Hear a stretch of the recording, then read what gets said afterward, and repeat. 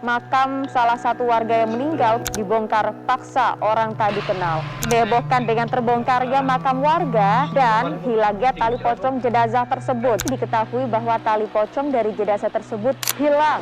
Ada kaitannya dengan salah satu ajaran sesat. Dibongkar paksa salah satu warga jenazah ada kaitannya dengan ajaran sesat.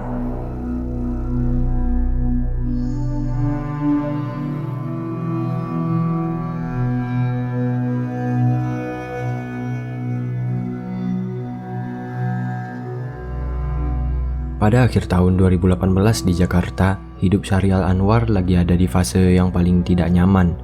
Umurnya waktu itu baru lewat pertengahan 20-an, statusnya masih tinggal serumah dengan orang tua, dan hampir setiap makan malam selalu berakhir dengan obrolan yang sama, usaha, masa depan, tanggung jawab.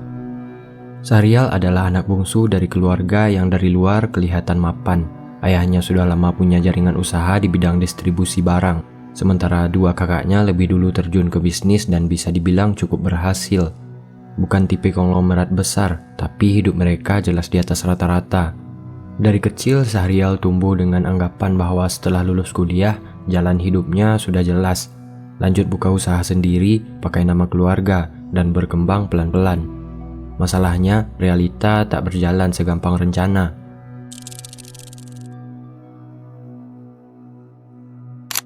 Sejak lulus kuliah di pertengahan 2016, Syahrial sudah beberapa kali mencoba buka usaha. Yang pertama, usaha konveksi kecil-kecilan bareng teman kampus, modal sebagian besar dari orang tua. Jalan 6 bulan, macet karena partner tidak bisa dipercaya. Yang kedua, usaha minuman kekinian, ikut tren yang lagi ramai waktu itu. Awalnya antri, lalu sepi, tutup sebelum setahun.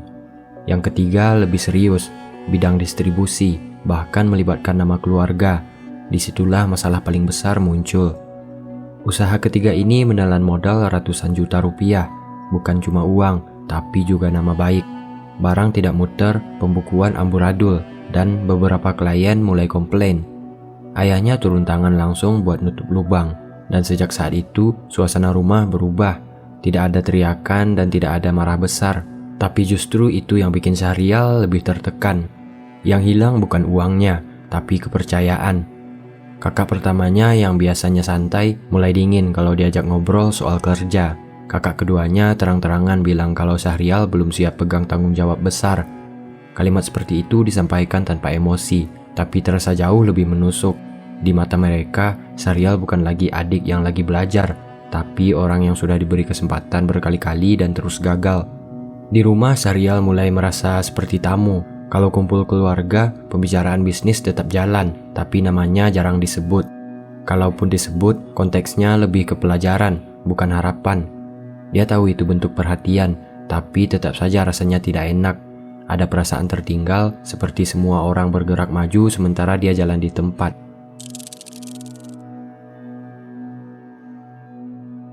Menjelang akhir tahun 2018, ayahnya masih memberi satu kesempatan lagi.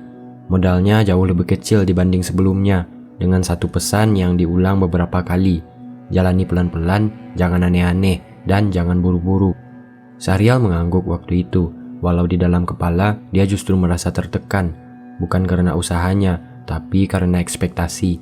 Dia tidak mau lagi dibilang gagal, tidak mau lagi jadi bahan pembicaraan di belakang, tidak mau setiap kesalahan kecil dianggap bukti bahwa dia memang tidak becus.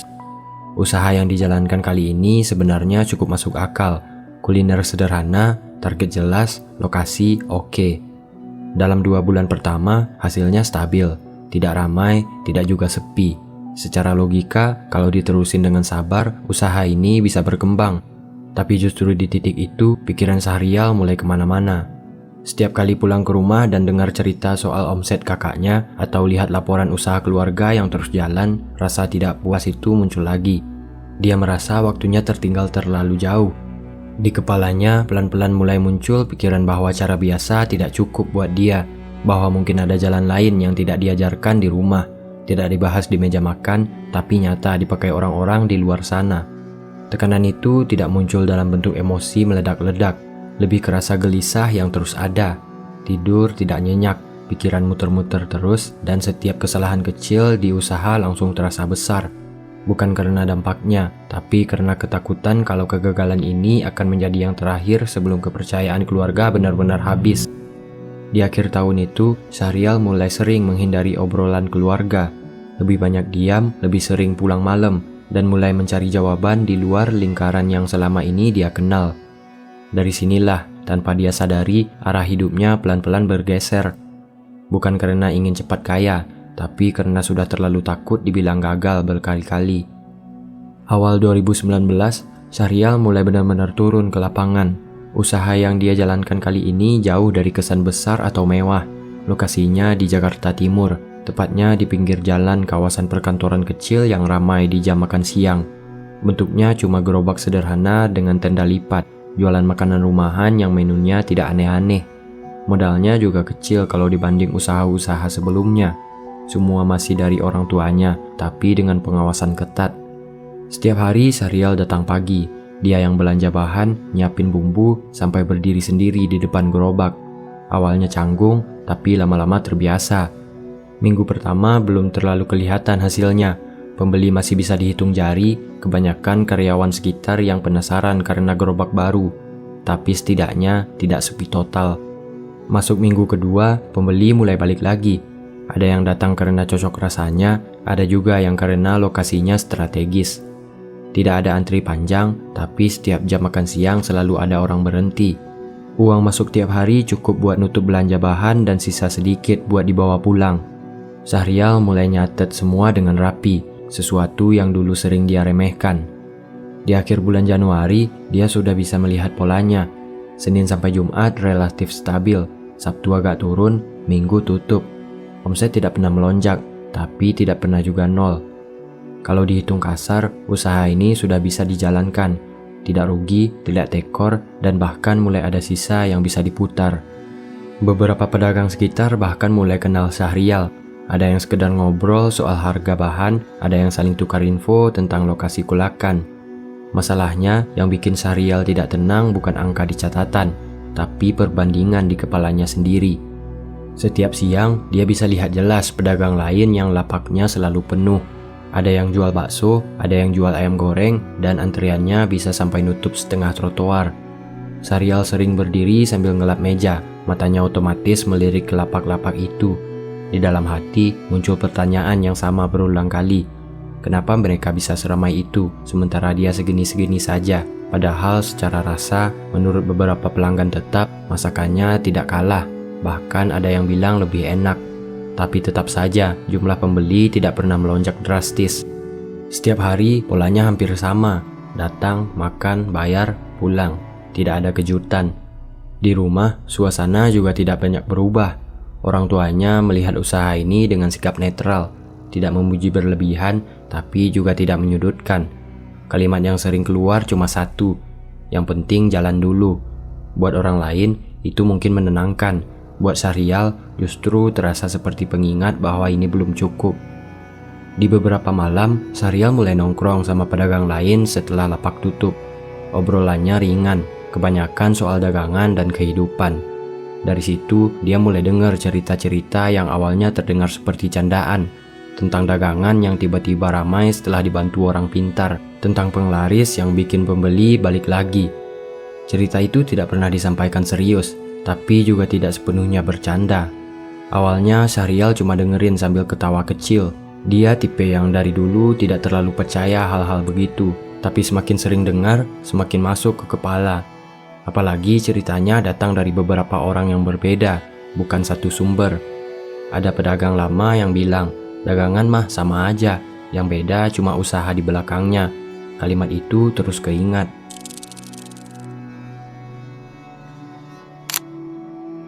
Maret 2019, usaha Syahrial mulai stabil. Bahkan ada sedikit peningkatan dibanding bulan-bulan sebelumnya. Tapi peningkatan itu pelan, terlalu pelan menurut dia.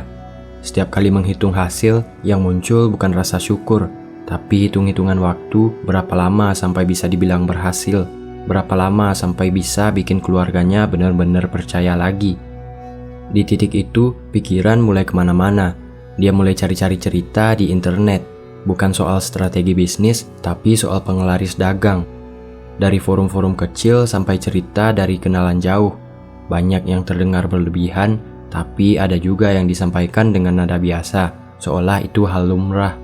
Tidak menyeramkan, tidak dramatis, cuma dianggap sebagai usaha tambahan.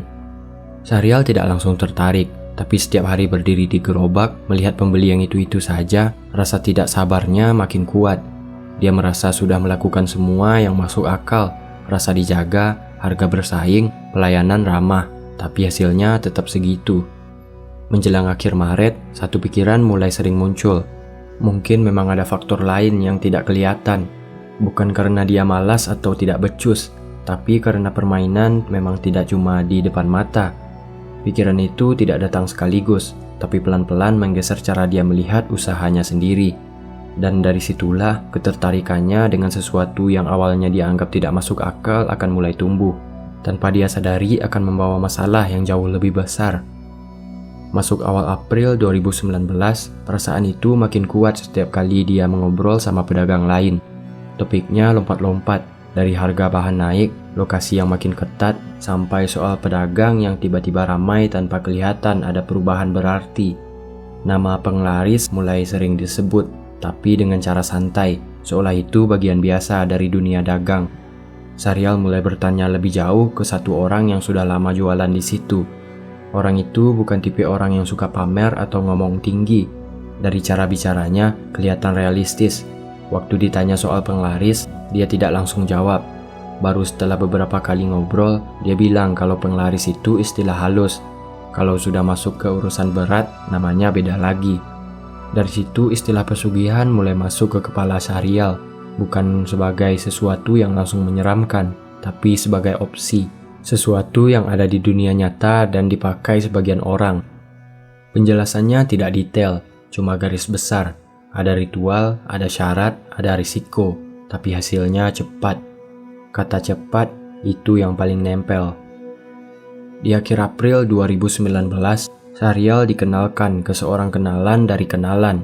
Bukan dukun, tapi orang yang mengaku pernah ngurusin hal semacam itu. Pertemuan pertama terjadi di sebuah warung kopi di Jakarta Utara, malam hari sekitar jam 9. Orang ini bicara santai, pakai bahasa sehari-hari, tidak kelihatan seperti tokoh mistis. Obrolannya juga tidak langsung ke inti. Mereka ngobrol soal usaha, soal tekanan keluarga, soal rasa capek ngejar hasil yang tidak kunjung datang. Baru setelah Syahrial cerita cukup panjang, orang itu nyeletuk kalau apa yang dia alami bukan hal baru. Banyak orang yang dagang ngalamin fase mentok. Menurut dia, ada yang berhasil nembus, ada juga yang berhenti di situ. Waktu Syahrial tanya caranya, orang itu tidak langsung jawab. Dia cuma bilang, kalau mau cepat, jalannya beda. Tidak ada detail, tapi kalimat itu cukup bikin Syahrial penasaran. Beberapa hari kemudian, mereka bertemu lagi. Kali ini di tempat yang lebih sepi, masih di Jakarta Utara. Baru di pertemuan kedua itu, pembicaraan lebih terbuka. Orang itu menyebut satu nama dukun di wilayah Cirebon. Tanpa embel-embel berlebihan, katanya orang tersebut sudah lama menangani urusan dagang. Bukan cuma 1-2 orang, tidak semua berhasil, tapi yang berhasil hasilnya kelihatan. Syahrial sempat bertanya soal risiko, jawabannya singkat dan jujur. Ada konsekuensi, tidak semua orang kuat, tapi semua tergantung kesiapan masing-masing. Tidak ada paksaan, tidak ada ancaman. Semua disampaikan seperti sedang menjelaskan prosedur, bukan menakut-nakuti. Di perjalanan pulang malam itu, Syahrial banyak diam. Bukan karena takut, tapi karena pikirannya penuh.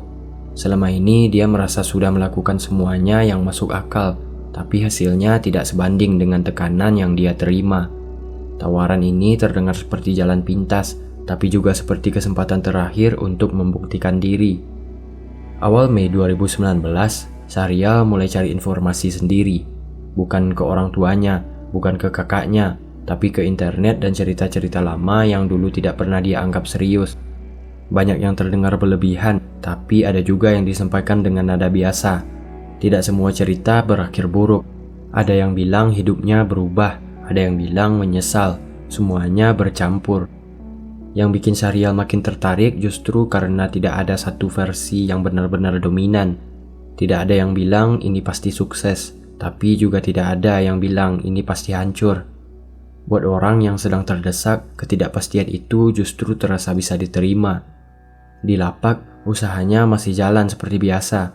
Pelanggan tetap masih datang. Tidak ada tanda-tanda buruk, tapi setiap kali berdiri menunggu pembeli, pikirannya sering melayang ke satu hal. Berapa lama lagi dia sanggup sabar? Setiap hari terasa seperti pengulangan, sementara di kepalanya waktu terus berjalan.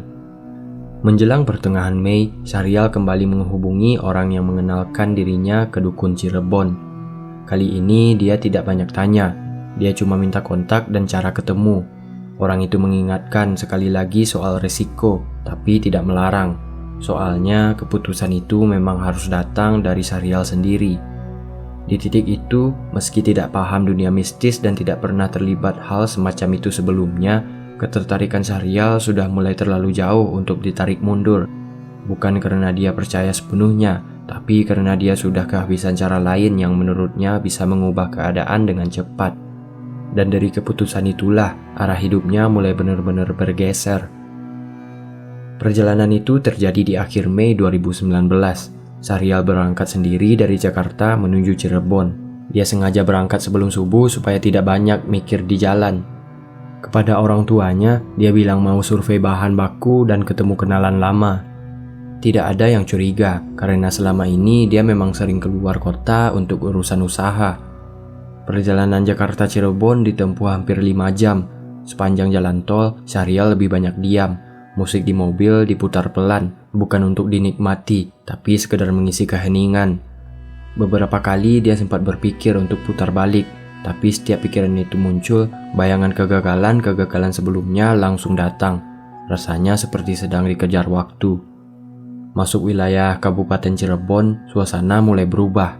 Jalanan tidak seramai Jakarta, rumah-rumah mulai jarang, sawah terlihat di beberapa sisi jalan. Syahrial mengikuti petunjuk yang sudah dikirim lewat pesan singkat. Tidak ada alamat lengkap, cuma nama desa dan patokan warung kecil di pinggir jalan. Dari situ dia diarahkan masuk ke jalan sempit yang hanya bisa dilalui satu mobil. Rumah yang dia datangi tampak biasa dari luar. Tidak ada papan nama, tidak ada tanda apapun. Kalau tidak tahu sebelumnya, orang akan mengira itu rumah warga biasa. Syahrial parkir di depan, turun, dan sempat berdiri sebentar sebelum mengetuk pintu. Tangannya dingin, tapi bukan karena takut, lebih ke tegang. Seorang pria tua membukakan pintu. Penampilannya sederhana, kaos lengan panjang dan sarung. Tidak ada kesan menyeramkan. Cara bicaranya tenang dan langsung to the point. Syahrial dipersilakan masuk ke ruang tamu yang juga terlihat biasa. Ada kursi kayu, meja kecil, dan beberapa barang yang tidak mencolok. Tidak ada asap kemenyan, tidak ada suasana aneh seperti yang sering diceritakan orang. Obrolan dimulai tanpa basa-basi panjang. Dukun itu menanyakan tujuan Syahrial datang. Syahrial menjelaskan singkat soal usaha dan kebuntuannya.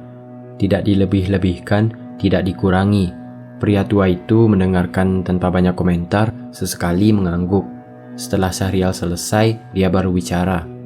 Ritual yang ditawarkan disebut tali pocong perawan. Penjelasan disampaikan dengan bahasa yang lugas, tanpa kesan menakut-nakuti. Tali itu berasal dari jenazah perempuan yang meninggal dalam kondisi tertentu. Fungsinya sebagai pengikat agar usaha pemiliknya selalu didatangi orang. Efeknya cepat tapi tidak gratis. Bukan cuma soal uang, tapi juga soal konsekuensi. Soal mahar disebut di awal, jumlahnya besar, jauh lebih besar dari apa yang Syahrial bayangkan. Angkanya disebut jelas, tidak ditawar. Mendengar itu, Syahrial sempat terdiam. Uang sebanyak itu sebenarnya masih bisa dia kumpulkan, tapi artinya hampir semua tabungan dan semua modal usaha harus dikorbankan. Setelah itu, risiko diperjelas tanpa ditutup-tutupi. Akan ada gangguan, akan ada teror. Pemilik tali harus kuat mental, tidak boleh melanggar pantangan yang ditetapkan. Kalau tidak sanggup, akibatnya bisa fatal. Kata kematian disebut langsung, tanpa dipelintir. Dukun itu tidak mencoba meyakinkan atau membujuk. Justru berkali-kali dia menekan bahwa ritual ini bukan untuk semua orang. Syahrial mendengarkan semua dengan kepala panas, bukan karena marah, tapi karena pikirannya penuh. Di satu sisi, semua yang dia dengar masuk akal dalam konteks yang selama ini dia cari. Hasil cepat, efek nyata. Di sisi lain, risikonya jelas bukan main-main.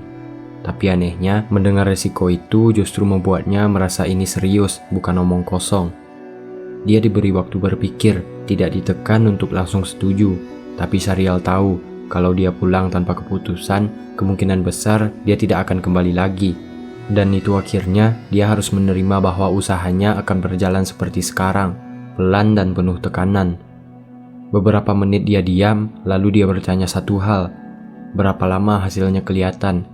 Jawabannya singkat, hitungan hari. Jawaban itu seperti mengunci keputusannya. Syahrial akhirnya menyetujui ritual tersebut. Dia menyerahkan uang tanda jadi sesuai yang diminta. Uang itu diserahkan tunai, tanpa kwitansi, tanpa saksi lain. Dukun itu hanya menghitung cepat lalu menyimpannya. Tanggal pelaksanaan ditentukan beberapa hari setelah pertemuan itu. Syahrial diminta menyiapkan diri, baik fisik maupun mental, dan mengikuti semua aturan yang nanti akan disampaikan. Sebelum pulang, Syahrial diingatkan sekali lagi, kalau sudah dimulai, tidak bisa berhenti di tengah. Kalau takut, lebih baik mundur sekarang. Syahrial mengangguk, tidak banyak bicara. Dalam dirinya, keputusan sudah diambil. Perjalanan pulang menuju Jakarta sore itu terasa lebih sunyi. Jalan yang sama, pemandangan yang sama, tapi perasaannya berbeda. Ada campuran lega dan cemas yang tidak bisa dijelaskan. Dia tahu apa yang dia lakukan itu bukan hal biasa, tapi di saat yang sama, dia merasa sudah melangkah terlalu jauh untuk mundur. Setibanya di Jakarta malam hari, Syahrial langsung pulang ke rumah. Tidak ada yang berubah, orang tuanya masih menyanyikan lapak, kakaknya masih sibuk dengan urusan masing-masing. Tidak ada yang tahu bahwa beberapa jam sebelumnya, Syahrial baru saja menyepakati sesuatu yang akan mengubah hidupnya secara total. Penyerahan itu terjadi pada awal Juni 2019, tepatnya malam hari di Cirebon beberapa hari setelah pertemuan pertama mereka. Syahrial berangkat lagi dari Jakarta sore hari dan tiba di desa pada malam hari. Rencananya setelah semua selesai dia langsung kembali ke Jakarta malam itu juga. Sekitar jam 11 malam, Syahrial sudah duduk di ruang tengah di rumah dukun tersebut. Lampu di ruangan itu redup, bukan karena suasananya dibuat-buat, tapi memang lampunya kecil. Tidak ada orang lain di situ, suasananya sunyi, hanya terdengar suara jangkrik dari luar. Syahrial duduk agak tegang, tangannya saling menggenggam, matanya beberapa kali melirik jam. Tidak ada ritual panjang yang heboh, tidak ada teriakan atau gerakan aneh. Prosesnya berlangsung singkat dan cenderung tenang. Setelah beberapa menit, dukun itu masuk ke kamar belakang dan kembali membawa sebuah bungkusan kain putih yang diikat rapi. Ukurannya tidak besar, tapi cukup jelas itu bukan kain biasa.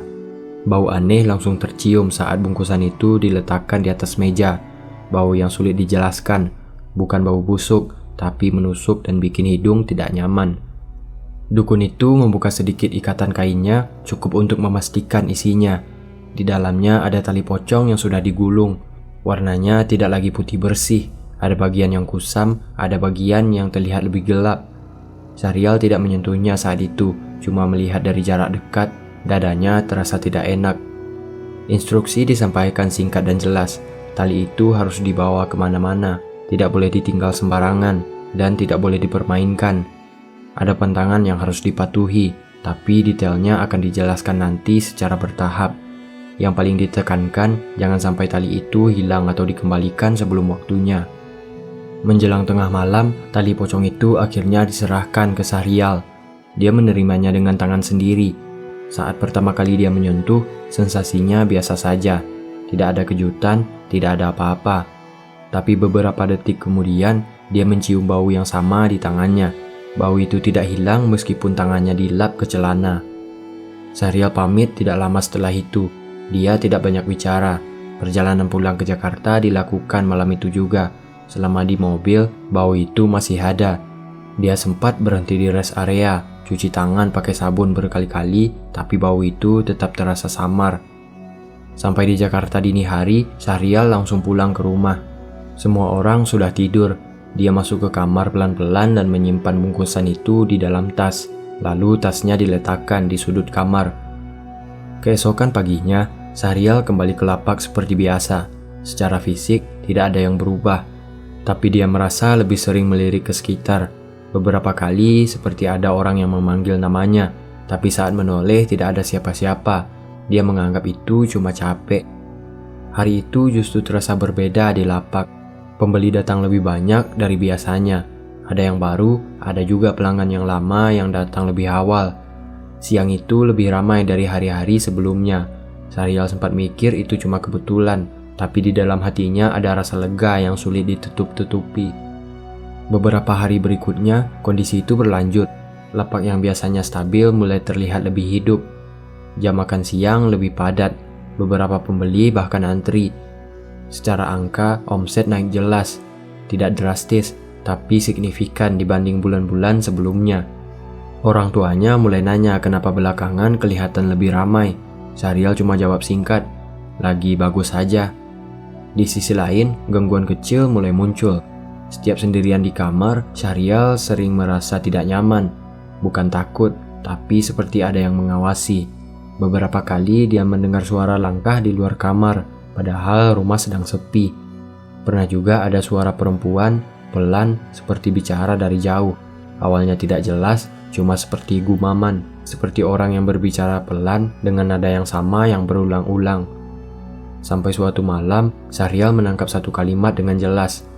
Suara itu minta sesuatu dikembalikan.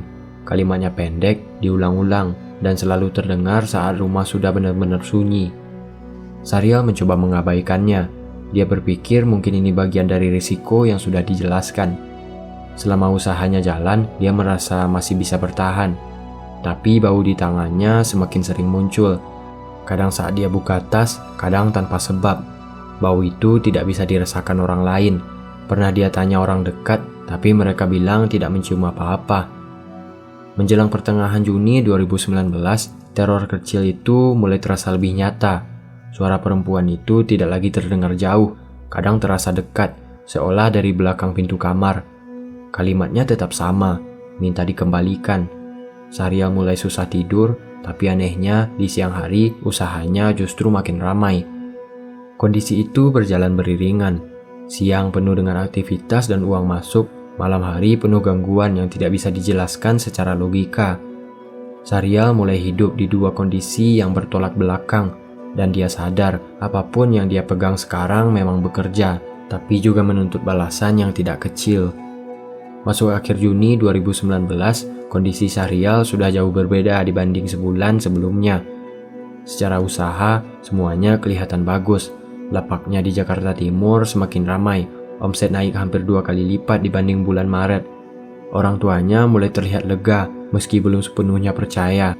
Kakak-kakaknya juga mulai bertanya, bukan lagi menyindir. Dari luar, hidup Syahrial terlihat seperti mulai naik. Tapi yang tidak kelihatan orang lain, malam-malamnya berubah jadi sesuatu yang lain. Di rumah orang tuanya di Jakarta, Syahrial mulai jarang betah di kamar. Bukan karena bosan, tapi karena hampir setiap malam ada saja gangguan. Awalnya hanya suara, langkah kaki di lorong, suara pintu seperti disentuh pelan, atau suara perempuan yang terdengar makin jelas. Awal Juli 2019, gangguan itu naik tingkat. Suatu malam, sekitar jam 2 pagi, Syahrial terbangun karena merasa kamarnya lebih terang dari biasanya. Lampu mati, tapi ada cahaya samar dari arah pintu. Waktu dia duduk di kasur dan menatap ke arah itu, dia melihat sosok berdiri diam. Bentuknya seperti perempuan, tubuhnya dibungkus kain putih yang terlihat kotor dan kusam. Wajahnya tidak jelas, tapi rambutnya panjang dan jatuh ke depan. Syahrial tidak berteriak. Dia cuma duduk kaku, nafasnya pendek. Sosok itu tidak mendekat, tidak bicara, hanya berdiri beberapa detik lalu menghilang begitu saja. Setelah itu, kamar kembali gelap seperti biasa. Sejak kejadian itu, penampakan tidak lagi jarang. Kadang muncul di ujung lorong, kadang di dapur saat lampu mati. Tidak lama, tapi cukup jelas untuk dikenali. Sosok perempuan berbalut kain kafan sama seperti yang pertama kali dia lihat. Setiap kali muncul, selalu diikuti bau yang sama seperti malam penyerahan tali pocong itu. Syahrial mulai terlihat berubah di siang hari. Badannya kurusan, matanya sering merah karena kurang tidur. Orang tuanya mengira dia kecapean ngurus usaha. Syahrial tidak berani cerita apa-apa. Dia masih ingat peringatan dari dukun di Cirebon. Kalau ritual ini tidak boleh setengah-setengah dan tidak boleh panik. Tapi semakin hari, kontrolnya mulai lepas. Di pertengahan Juli 2019, suara itu mulai terdengar bahkan saat dia sedang tidak sendirian. Pernah di suatu sore saat dia mandi, suara perempuan itu terdengar dari balik pintu kamar mandi. Kalimatnya masih sama. Syahrial keluar dengan kondisi basah, membuka pintu, tapi lorong itu kosong. Beberapa kali dia mencoba menghubungi dukun di Cirebon, tapi jawabannya selalu singkat. Itu bagian dari proses. Diminta kuat, jangan melanggar aturan. Jangan mengembalikan apapun sebelum waktunya. Jawaban itu tidak menenangkan, tapi juga tidak memberi pilihan lain. Masuk awal Agustus 2019, gangguan itu mulai makin sering muncul bersamaan dengan emosi Syahrial yang makin tidak stabil. Dia jadi mudah marah, gampang tersinggung, dan sering melamun saat nyetir. Beberapa kali hampir nyenggol motor karena pikirannya kosong, tapi dia tetap memaksakan diri untuk jalan terus, karena usaha lagi bagus-bagusnya. Kecelakaan itu terjadi pertengahan Agustus 2019. Malam hari sekitar jam 10, Syahrial baru pulang dari lapak dan memutuskan mampir sebentar ke rumah temannya di Jakarta Selatan. Jalanan tidak terlalu ramai, cuaca normal, tidak hujan, kondisi mobil juga baik. Di tengah perjalanan, saat mobil melaju di jalan yang cukup lurus, Syahrial tiba-tiba mencium bau yang sangat dia kenal. Bau itu muncul kuat, jauh lebih kuat dari biasanya.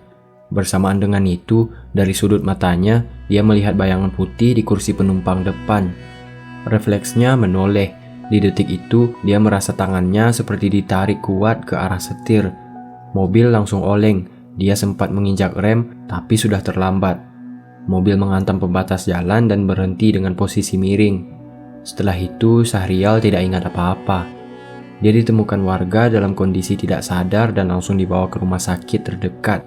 Hasil pemeriksaan menunjukkan tidak ada alkohol dan tidak ada narkoba, tapi kepalanya mengalami benturan cukup keras. Syahrial masuk ruang perawatan intensif dan dinyatakan koma. Keluarganya panik, orang tuanya bolak-balik ruang tunggu. Kakak-kakaknya mulai menyalahkan diri sendiri. Tidak ada yang tahu apa penyebab kecelakaan itu. Semua terlihat seperti kecelakaan tunggal biasa. Tapi di kamar rawat inap, beberapa perawat sempat melaporkan hal aneh. Lampu yang sering mati sendiri, bau yang tidak sedap sering muncul lalu tiba-tiba hilang. Seorang perawat mengaku pernah melihat bayangan putih di dekat ranjang pasien saat malam hari. Laporan itu tidak dicatat resmi, hanya dibicarakan pelan-pelan. Setelah 3 hari koma, Syahrial akhirnya sadar. Kondisinya lemah, bicaranya masih terbata. Tapi kalimat pertama yang keluar dari mulutnya bukan soal sakit atau kecelakaan. Dia bilang suaranya masih ada, dan sekarang lebih dekat dari sebelumnya. Dari titik itu, keluarganya mulai sadar bahwa kecelakaan ini bukan sekedar musibah biasa, dan sesuatu yang disembunyikan Syahrial selama ini sudah tidak bisa lagi ditutup. Keluarganya mulai merasa ada yang tidak beres ketika Syahrial beberapa kali menolak ditinggal sendirian. Pada malam kedua setelah dia sadar, ibunya membuka tas lempang yang selama ini selalu dibawa Syahrial. Tapi di dalam tas itu, dia menemukan bungkusan kain putih yang diikat rapi. Bau aneh langsung tercium begitu kain itu disentuh. Bau yang menusuk dan tidak biasa. Ibunya refleks menutup tas itu lagi dan memanggil kakak-kakaknya. Saat ditanya, Syahrial awalnya diam. Tapi setelah didesak pelan-pelan, akhirnya dia mengaku. Di ruang rawat inap rumah sakit itu, dengan suara lemah, dia menceritakan semuanya. Dari usaha yang mentok, perkenalan dengan orang tengah, sampai perjalanan ke Cirebon, dan ritual yang dia jalani. Tidak ada yang dilebih-lebihkan, semua disampaikan datar, seolah dia sendiri sudah capek mengingatnya. Pengakuan itu bikin suasana keluarga berubah total. Marah ada, kecewa jelas, tapi yang paling besar justru takut. Orang tuanya tidak pernah bersentuhan dengan hal-hal seperti itu. Kakak-kakaknya pun sama. Tapi melihat kondisi Syahrial dan apa yang sudah terjadi, mereka sadar ini bukan lagi soal benar atau salah, tapi soal keselamatan. Begitu Syahrial kondisinya cukup stabil dan dipindahkan ke kamar biasa, keluarganya langsung mengambil langkah. Salah satu kakaknya menghubungi kenalan lama yang punya latar belakang hukum, bukan untuk langsung melapor, tapi untuk tahu langkah apa yang aman dan memungkinkan. Dari situ, mereka sepakat satu hal, tali itu harus dikembalikan, apapun risikonya. Awal September 2019, kakak tertua Syahrial berangkat ke Cirebon, ditemani satu kerabat dan satu orang yang paham hukum. Mereka mendatangi rumah dukun yang disebut Syahrial. Kali ini bukan tentang sebagai orang yang butuh bantuan, tapi sebagai keluarga yang menuntut penjelasan. Pembicaraan berlangsung tegang. Dukun itu awalnya mengelak, tapi setelah ditekan dengan ancaman laporan hukum terkait praktik ilegal dan pengambilan barang dari kuburan, sikapnya berubah. Akhirnya lokasi kuburan asal tali pocong itu disebutkan, sebuah pemakaman umum di daerah Cirebon bagian selatan, tempat seorang perempuan muda dimakamkan beberapa bulan sebelumnya. Informasi itu dicek ke warga sekitar dan memang cocok. Keluarga almarhumah masih tinggal tidak jauh dari situ. Pengembalian tidak dilakukan sembarangan. Keluarga Syahrial sepakat melibatkan tokoh agama setempat. Mereka datang ke rumah keluarga almarhumah dengan pendamping ustadz dan aparat desa. Tidak mudah menjelaskan semua ini, tapi setelah disampaikan apa adanya, keluarga almarhumah memilih menerima, meski dengan emosi yang campur aduk. Proses pengembalian dilakukan di pemakaman siang hari agar tidak menimbulkan hal-hal yang tidak diinginkan. Tali pocong itu dikembalikan ke liang lahat asalnya. Doa dibacakan, tidak ada ritual aneh, tidak ada prosesi berlebihan. Semua dilakukan sederhana dan tertutup. Sejak hari itu, perubahan langsung terasa. Di rumah sakit, Syahrial mulai bisa tidur lebih lama tanpa terbangun mendadak. Bau yang selama ini sering muncul perlahan menghilang. Tidak ada lagi suara perempuan yang dia dengar di malam hari. Perawat juga tidak lagi melaporkan kejadian aneh di sekitar kamarnya. Syahrial akhirnya diperbolehkan pulang ke rumah pada akhir September 2019. Usahanya langsung ditutup, gerobak dijual, sisa bahan dibagikan. Orang tuanya tidak memberi ruang untuk perdebatan. Putusan itu mutlak, kakak-kakaknya juga sepakat. Tidak ada lagi pembicaraan soal usaha dalam waktu dekat. Beberapa minggu setelah pulang, Syahrial lebih banyak diam. Dia jarang keluar rumah, fokusnya cuma pemulihan dan terapi ringan sesuai saran dokter. Keluarganya mengawasi ketat, bukan dengan tekanan, tapi dengan kehadiran. Mereka tidak ingin kejadian serupa terulang. Larangan untuk membuka usaha sendiri disampaikan jelas, bukan sebagai hukuman, tapi sebagai batas. Untuk sementara, Syahrial diminta membantu usaha keluarga saja, tanpa memegang kendali penuh. Dia menerima itu tanpa protes. Setelah semua yang terjadi, ambisinya sudah jauh berkurang. Teror benar-benar berhenti, tidak ada lagi penampakan, tidak ada lagi suara, dan tidak ada lagi bau. Hidup kembali ke jalur normal, meski dengan bekas yang tidak kecil. Syahrial selamat, tapi dengan satu pelajaran yang tidak akan dia lupakan. Jalan pintas memang ada, tapi harganya seringkali jauh lebih mahal dari yang kelihatan di awal.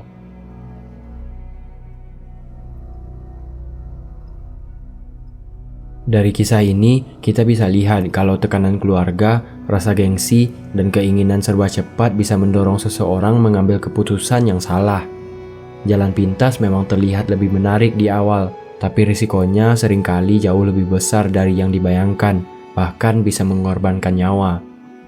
Cerita ini dibagikan bukan untuk menakut-nakuti, apalagi ditiru, tapi sebagai pengingat bahwa setiap usaha punya prosesnya sendiri, dan tidak semua masalah harus diselesaikan dengan cara instan. Terima kasih buat kalian yang sudah mengikuti cerita ini sampai selesai. Tekan like kalau kalian suka dengan ceritanya. Subscribe biar nggak ketinggalan cerita berikutnya. Jaga diri kalian, saya Maggie. Sampai ketemu di cerita berikutnya.